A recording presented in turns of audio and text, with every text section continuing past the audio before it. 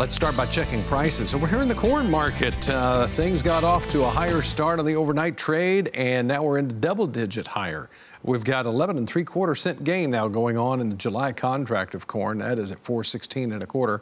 And now the December is up 13 1/4 at 4.33. For the soybeans, July up 24.5 at 8.54 1/4. November up 24.5 at 8.80 3/4. July Chicago wheat up 14.5 at 5.04. And in the Kansas City market, the July is up 16 3/4 at 4.58 3/4. Todd Horwitz with Bubba Trading is here with us. Todd, quite some time back, you had said there was still room to go higher in these markets. They certainly have.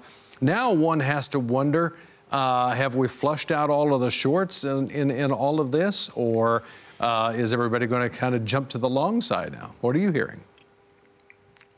How high is high, right? Well, again, I would think from these levels here, you would have to see some selling pressure. And again, I think they're going much higher. As I've contended all the time through, I think they're going much higher. But however, we have gone straight up from 341. We're up about almost a little over 20% in about 9 to 10 days. That is not typical for a market. Now, that's a short covering rally, which we were looking for. A lot of other things going on, and all of a sudden, they're finding news that makes buyers want to come in. But I would expect to see the markets pull back and give us another buying opportunity. Again, I certainly wouldn't short longer term here. I'd make sure I was hedged if I was an owner. But I think that now you look for a little bit of a pullback, and I'm looking for, in July, corn about $3.95 to $4, just to have back in and add back to my position again. You know, one of the things that you talk about here is there are some gaps here underneath this on the charts that obviously could get filled here.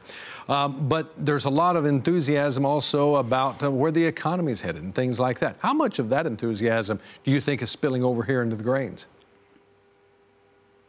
Well, I think what you're really seeing, John, you know, remember I used to use the equities, and the equities, although kind of higher today, but they're really showing a lot of weakness.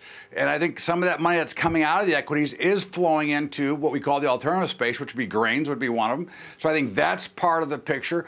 But again, I don't care what happens. At the rate they're going up, they're going to have to either come down, or they're going to have to go sideways for a while and consolidate. There's no way this pace can be kept up just out of sheer numbers. And what they say a lot in the business is high prices cure high prices. And when they go this far straight up, there's got to be a pullback to be healthy. All right, where does this leave crude oil then? You know, there's been a lot of back and forth, and last week we saw a lot of volatility in this crude oil market, anywhere from 59 all the way up to 62. Well, actually, we hit our first target, which was 58. We talked about it a couple weeks ago.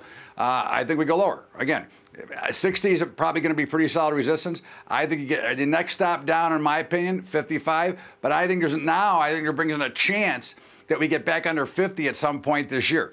Okay, we're the number one producer. There's plenty of supply. So again, you go back to a simple supply-demand model, and we just have too much supply. Prices have to come down. Now that the Memorial Day holiday driving season has started, I think you expect to see prices continue to come down and look to sell rallies. Todd, always appreciate it. Hope you have a good afternoon. Todd Horwitz here with us on this portion of the market report. Let's take a break here, and when we come back, we'll get an update on the cutouts. We'll also get an update from Chris Summers, USDA market reporter. That's coming straight ahead here on the Market Report.